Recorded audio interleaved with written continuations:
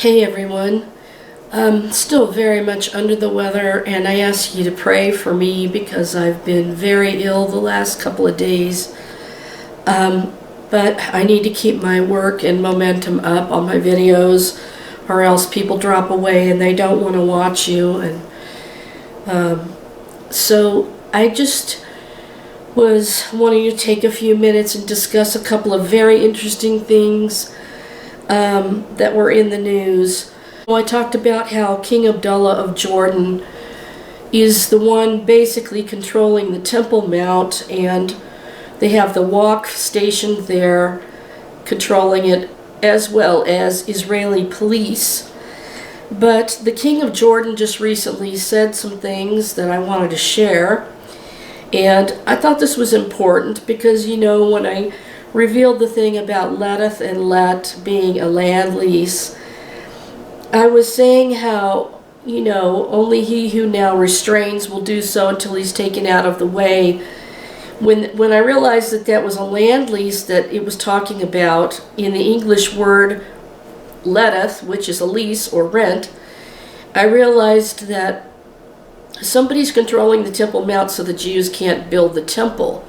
And when that person is removed, then there will be the permission from whoever allows the temple to be built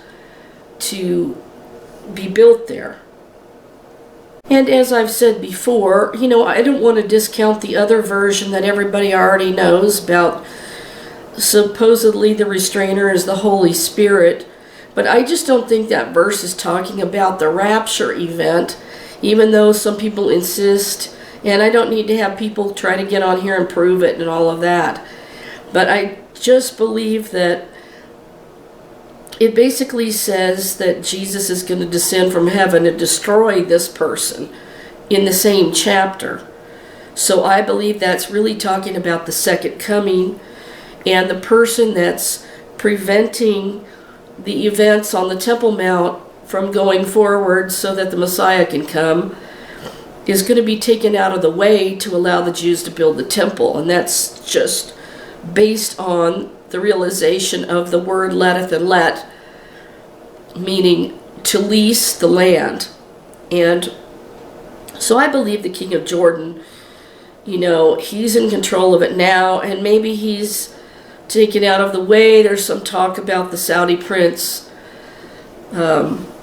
maybe taking it over, and that would be very interesting if that happened. But this was posted April 18th, 2022, about the Middle East and Africa. Jordan's King Abdullah warns Israeli moves in Jerusalem's Al-Aqsa Mosque are a threat to peace. And this was written by the Reuters staff. Almond, Jordan's King Abdullah said on Monday that Israel's unilateral moves against Muslim worshippers at Jerusalem's Al-Aqsa Mosque seriously undermined the prospects for peace in the region, state media said. The monarch, who was speaking with UN Secretary General Antonio Guterres, blamed Israel for provocative acts in the mosque compound that violated the legal and historic status quo of the Muslim holy shrines. On Friday, at least 152 Palestinians were wounded in clashes with Israeli riot police inside the mosque compound, the latest outbreak in an upsurge of violence that has raised fears of a slide back to wider conflict. King Abdullah's Hashemite monarchy has been custodian of the site since 1924, paying for their upkeep and deriving part of its legitimacy from the role.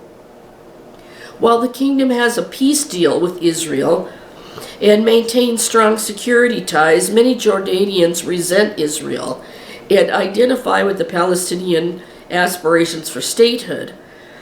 Over 87 deputies in the country's 130-member parliament called on the government on Monday to scrap the country's unpopular peace deal. Sporadic protests across the country have sprung up in the last few days in solidarity with the Palestinians. And this was a report by Suleiman al-Khalidi Editing by Jonathan Otis and Amelia Citol Martyris.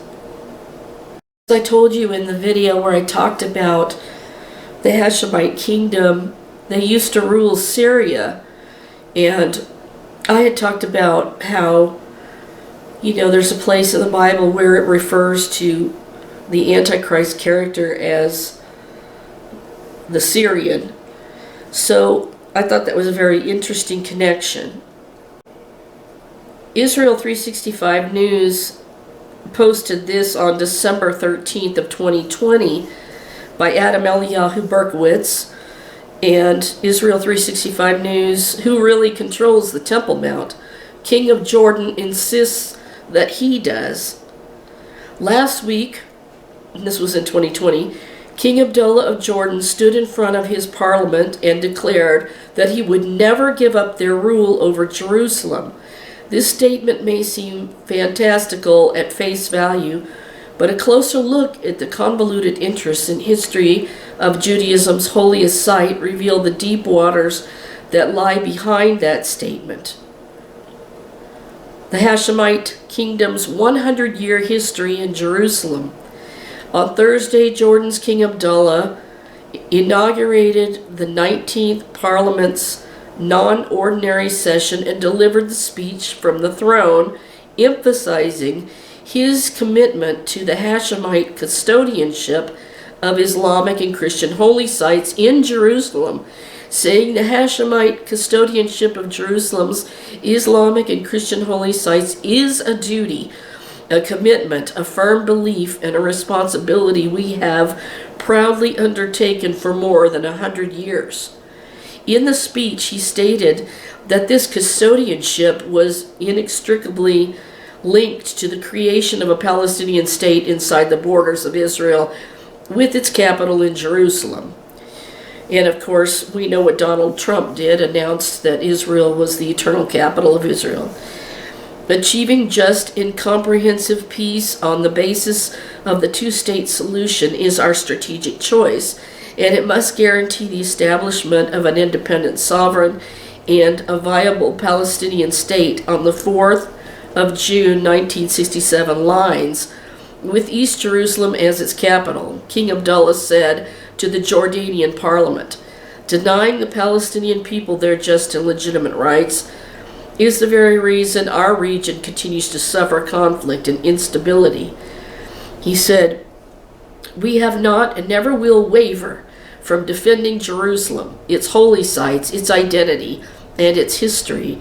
The Hashemite custodianship of Jerusalem's Islamic and Christian holy sites is a duty, a commitment, a firm belief, and a responsibility we have proudly undertaken for more than 100 years.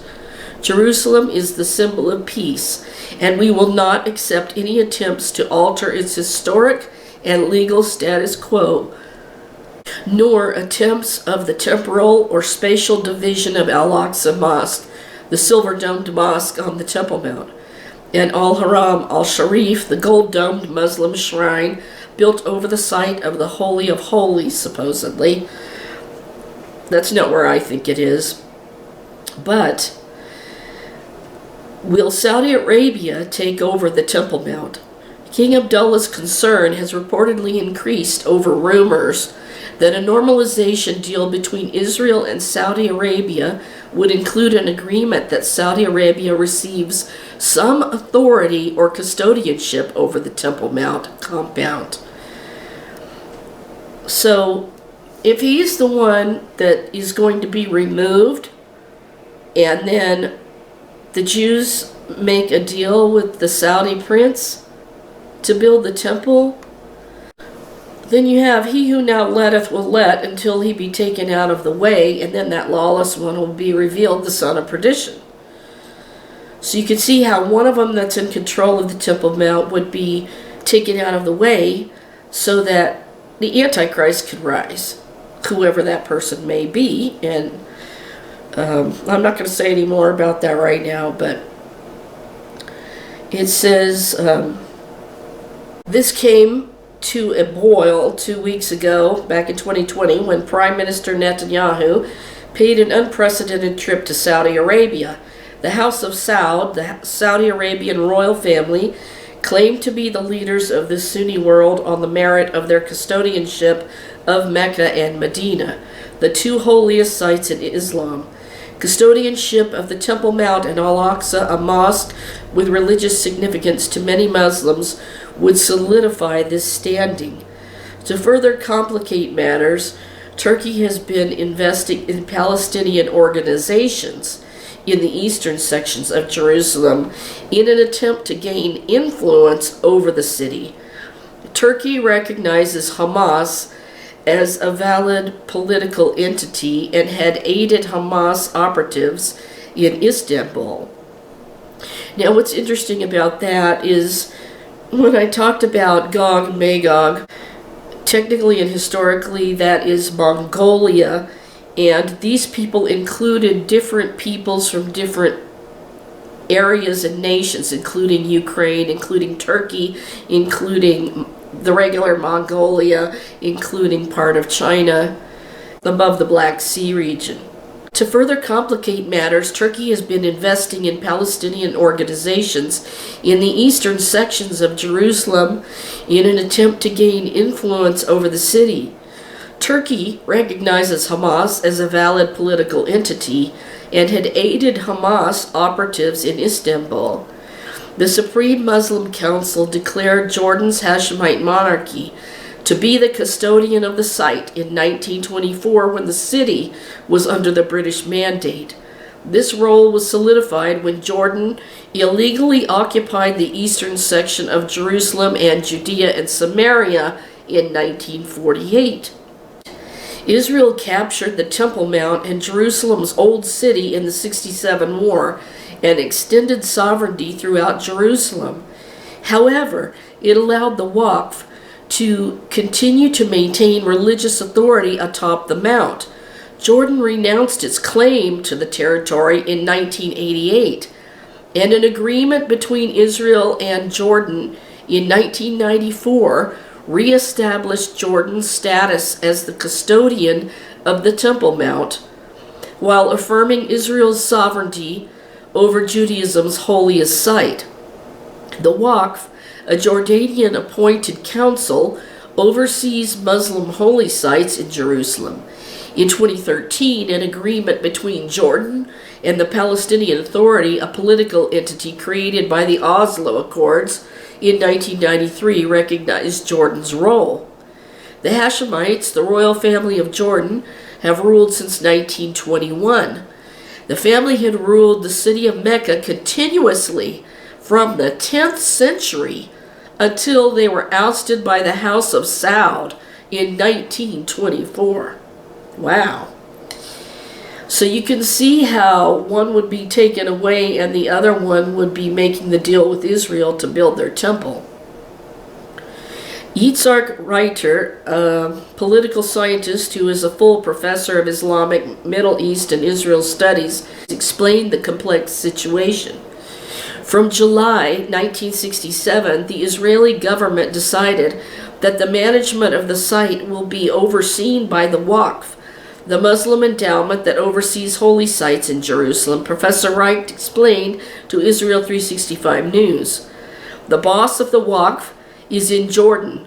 Jordan pays most of the salaries of the hundreds of Waqf employees in Jerusalem.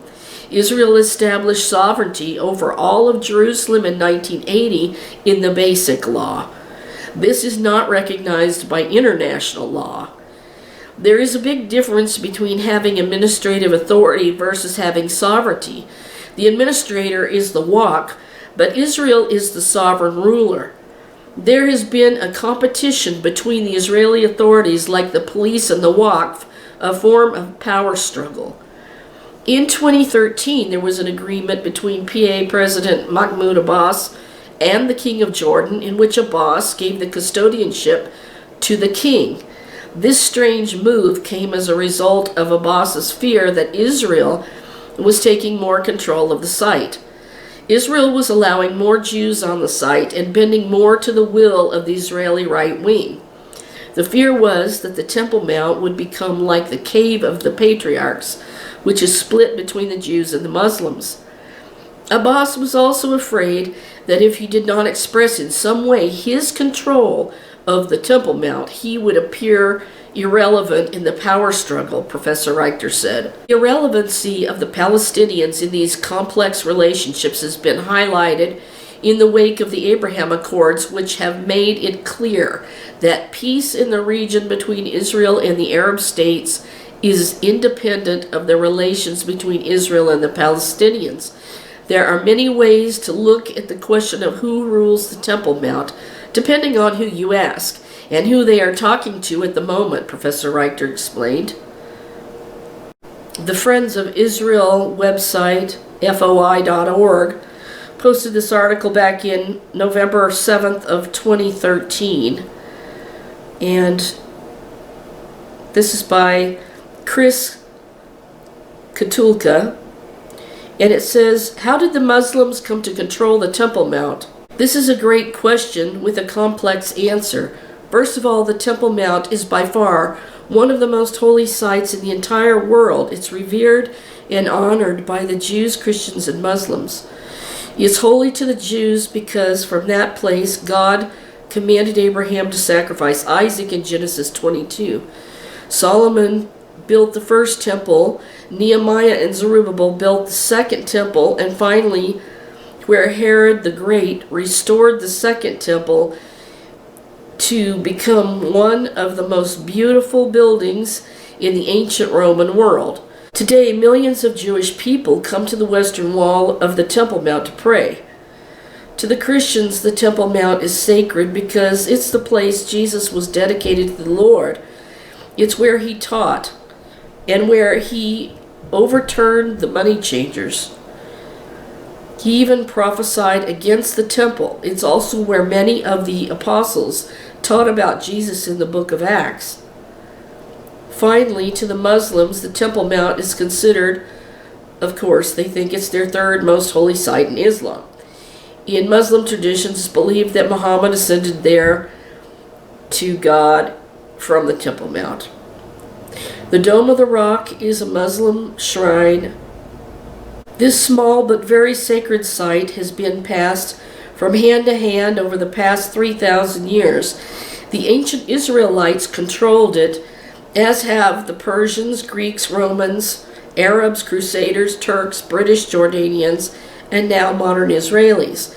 So if the modern Israelis control East Jerusalem, how do the Muslims have control of the Temple Mount? In 1967, during the Six-Day War, the Jordanians, who had control of the West Bank and East Jerusalem, attacked Israel with the help of Syria and Egypt. The Israelis pushed the Jordanians out of the West Bank and as a result took East Jerusalem and the Temple Mount.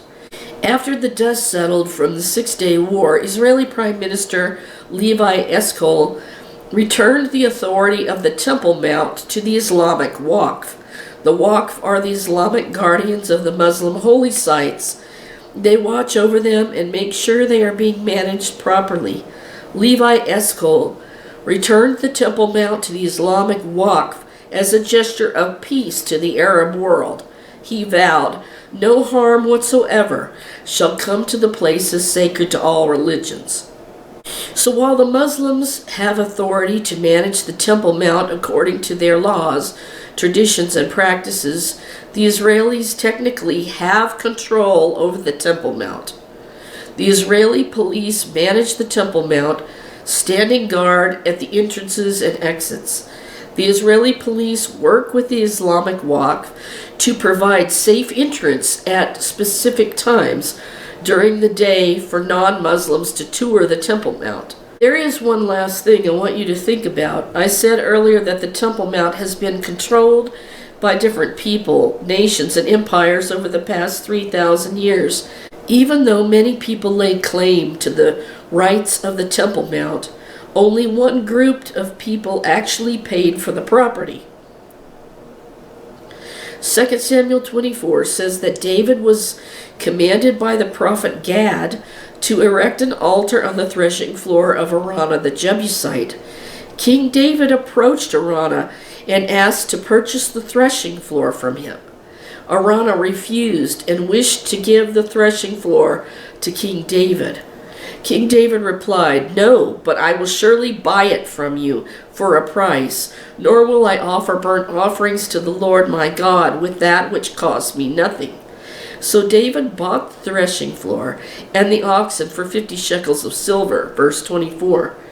Araunah's threshing floor is the site of the Temple Mount, and we have written record of King David purchasing it for a price. From what I know, there's no written record of anybody else purchasing the property of the Temple Mount from King David or any of his people, which I believe makes the Israelis sole owners and guardians of the sacred Temple Mount. I wanted to add this other article, yavarfgeld.com, News That Matters. One of the mysteries of 1967. Why did Israel give the Temple Mount back to Islam? It shows a picture of Moshe Dayan, and the Israeli government returned the Temple Mount to Islamic forces after liberating the most holy site in Judaism. Many Christians taught that the return of the Messiah was imminent when the Israeli army took control of the Temple Mount in June of 1967. Many got more than a surprise when the Zionist government gave the control over the most holy site in Judaism back to the Islamic Waqf. Why? Those who believe in mainstream Orthodox Judaism believe that God out of the Bible will rebuild a temple on the Temple Mount in Jerusalem. God does not live in buildings made by the hands of men. Our body is now the temple of the Holy Spirit of God. So what's the point of building a new Jewish temple on the Temple Mount?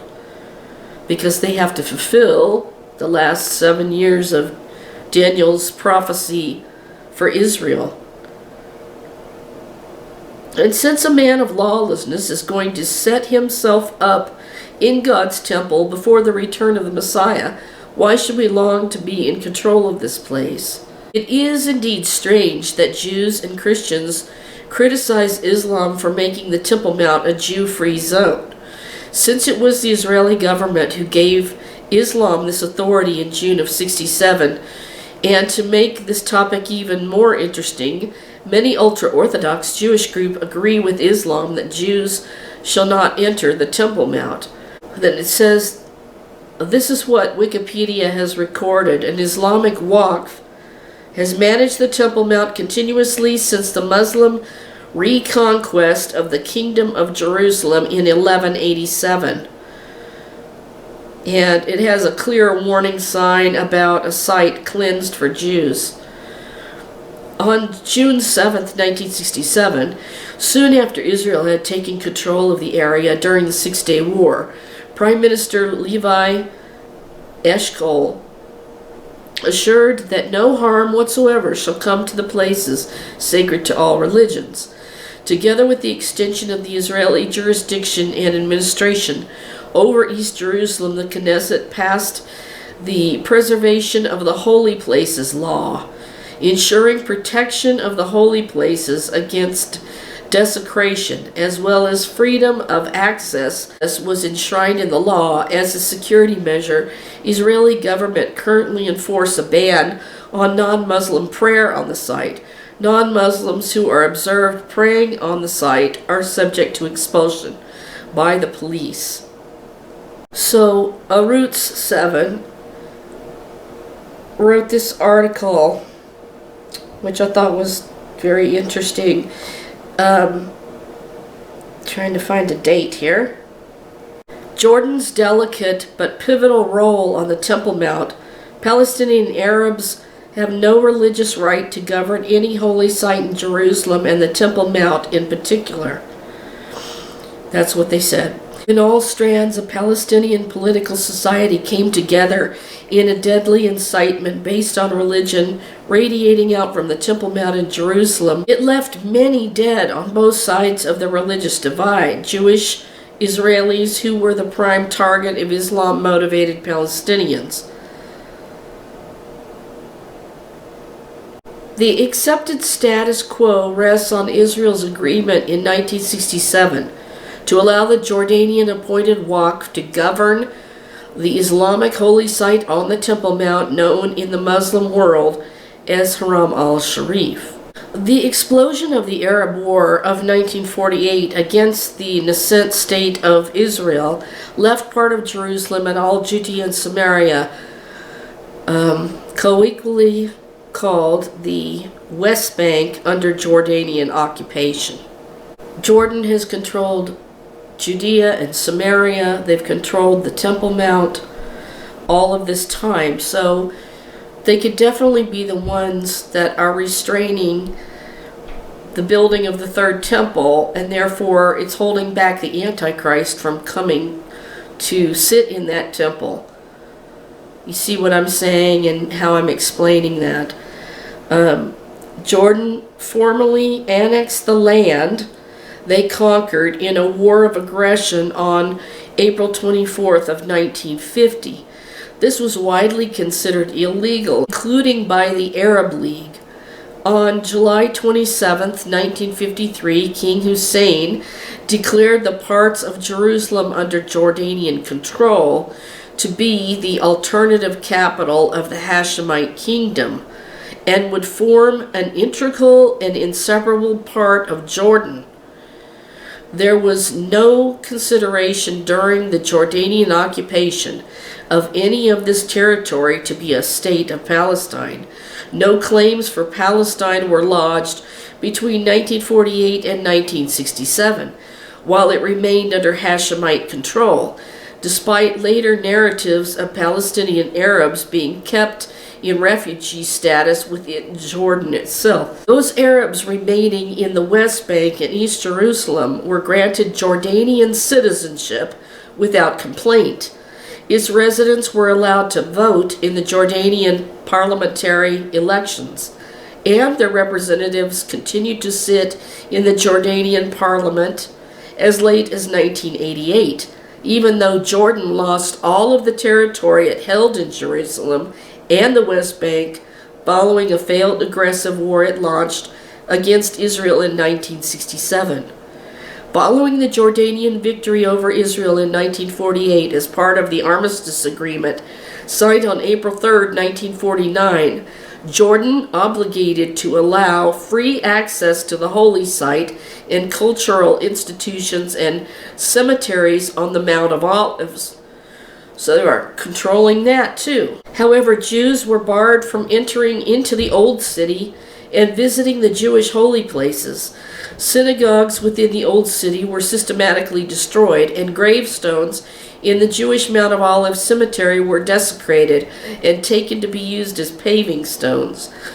The Western Wall, a part of the destroyed Jewish temple, which it really isn't, but was used as a urinal. When Arab nations prepared once again to attack Israel in June of 1967, in what became known as the Six-Day War, Arab armies suffered crippling losses of weaponry and equipment. Arab losses in the conflict were disastrous. Egypt's casualties numbered more than 11,000, with 6,000 for Jordan and 1,000 for Syria, compared with only 700 for Israel.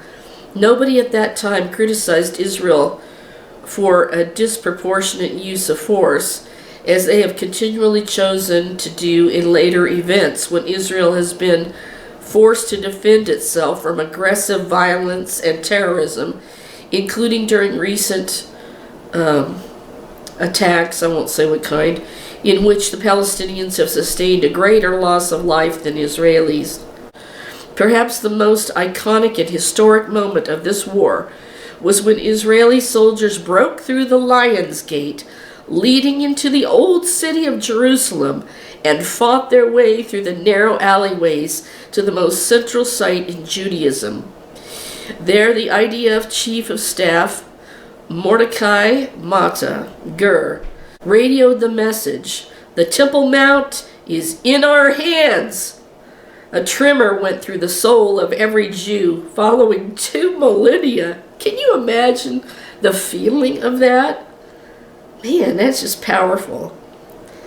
Following 2 millennia, during which Jews prayed to be reunited with Jerusalem and Solomon's temple, Israel had liberated Judaism's most revered shrine. Moshe Dayan was Israel's minister of defense, and as he proceeded across the Temple Mount plateau, he saw an Israeli flag atop the dome of the rock, and he ordered it taken down. After he placed a private prayer note in the cracks of the western wall, he turned and declared, "We've reunited the city, the capital of Israel, never to part it again."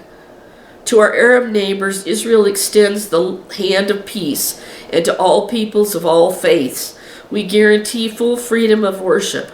We've not come to conquer the holy places of others, but to live with others in harmony. 10 days later, he returned to the Al-Aqsa Mosque, where on his own cognizance, he told the Sheikh of the Haram that Jerusalem now belonged to Israel, but the Waqf would control the Temple Mount. Even though after 2,000 years Jews could now finally visit the Temple Mount, he ruled that they were forbidden to pray there. He did so without the approval of the Israeli government, but his ruling has remained policy ever since. Well, it should be stripped bare right now. There are many that consider Israel should exert its proper sovereignty over this site, granting the correct Islamic authority control over access to the 2 mosques that sit atop the Temple Mount, while allowing access to non-Muslims to private contemplation and silent prayer. It is, after all, the most spiritual place on earth. But for the Palestinian Authority and other Palestinian factions to claim ownership and control over the most holy religious site has no relevance in history or religious teachings. No Muslim body has ever entrusted Islam's holy sites to the care of Palestinian hands. The guardianship of these Islamic shrines has historically been allocated into the hands of Jordan.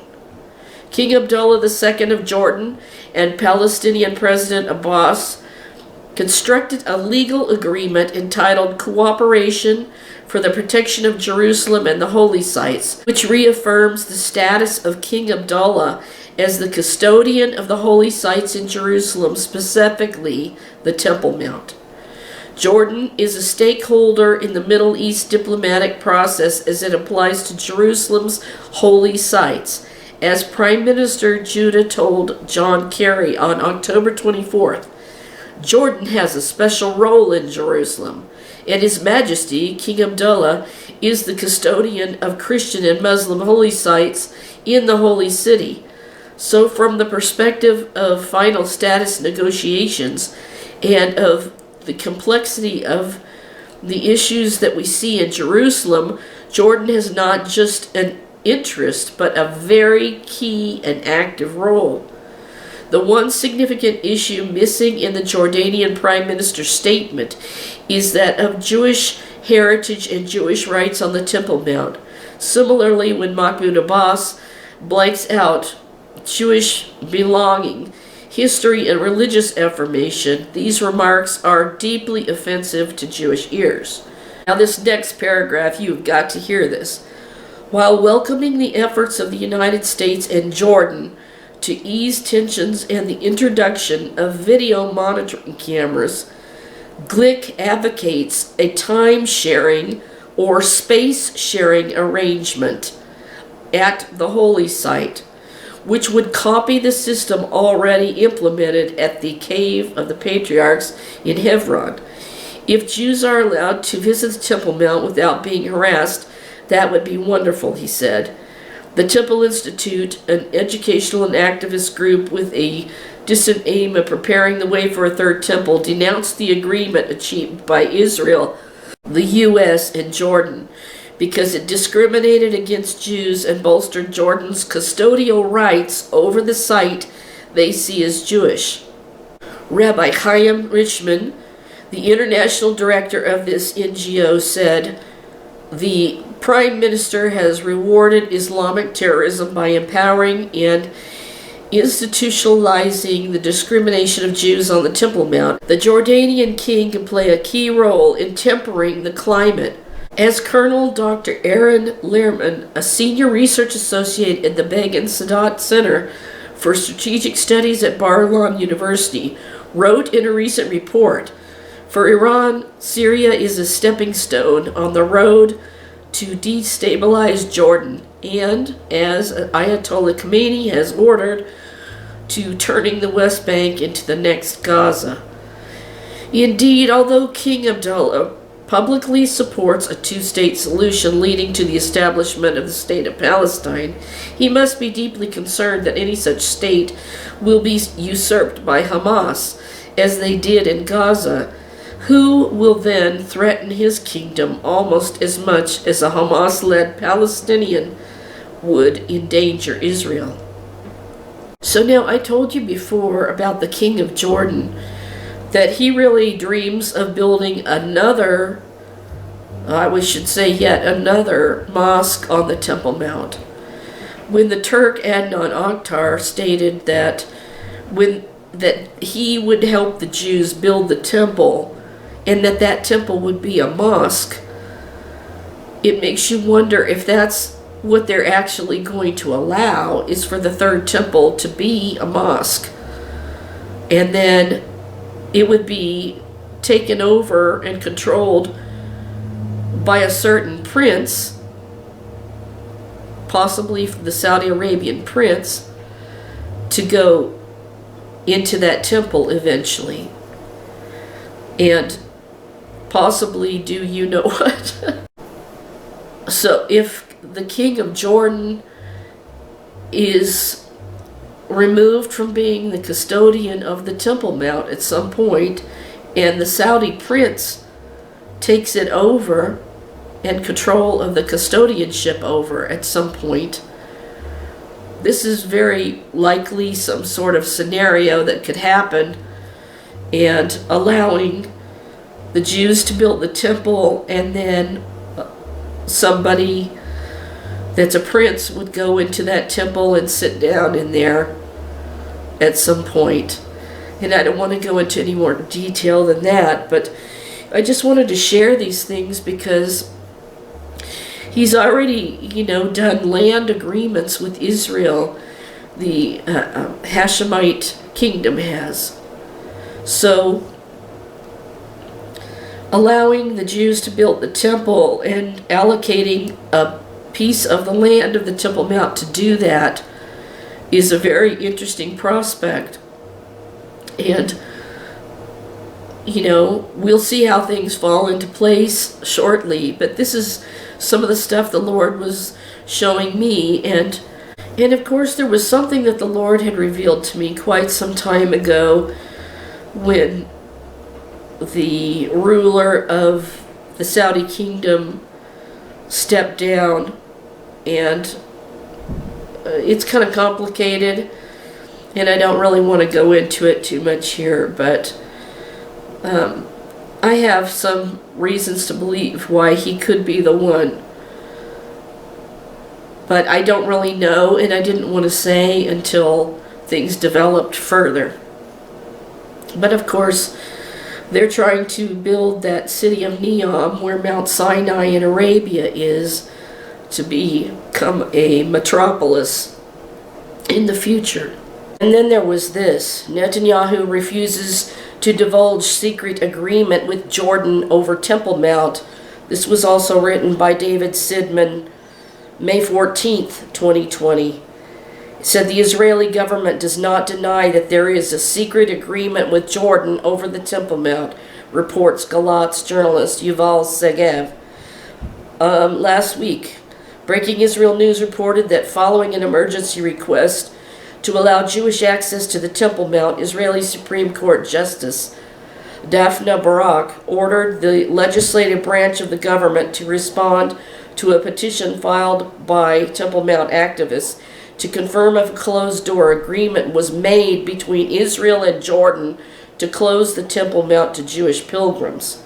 Although the government didn't outright admit that there was an agreement, They didn't deny it either. The government also refused to divulge the contents of the agreement. Furthermore, the state requested that the contents of the meeting be revealed to the Supreme Court behind closed doors, deeming it a sensitive security matter. Segev speculates that behind the threats between Jerusalem and Amman is a direct cooperation regarding the Temple Mount. In March, Prime Minister Netanyahu admitted that he would have had a more divisive victory in the elections if he allowed Jews to pray on the Temple Mount, saying that it would have embroiled the Middle East. He added that it wouldn't have cost us 1 billion Muslims against us. The Prime Minister also said that there are some things I'm not ready to do to win an election. So, when this was written, it said, as of late, Prime Minister Netanyahu has been accused of selling Israel out to the globalist cabal after suggesting that all Israelis be microchipped. So you really would want your own people to be microchipped, and making secret deals behind closed doors with the King of Jordan. Very interesting. And now God has allowed him not to be in power, and I think that there's been a lot going on underhandedly behind the scenes that none of us really knew were happening, with these microchips and people being forced to have them. I hope you found this interesting and worth your time, hearing about all of these facts and what God is, revealing and unwinding for us to see in these last days. And I really apologize for my voice being all scruffy. Just not well at all. And I went to the mountains the other day, and it was so windy for the last week and a half, so it just really did something. Anyway, I appreciate the support for the research I do, and just following my channel. Please subscribe and follow me, and give me a thumbs up if you'd like. I'm not really here for those things, but I just want people to give their life to the Savior Jesus Christ before all of these things come to pass that are going to be the wrath of God poured out in the future. So I'm going to shut down for now and get some rest, and I'm glad I was able to somehow manage to do this video tonight. Thank you so much for watching. I'll talk to you soon.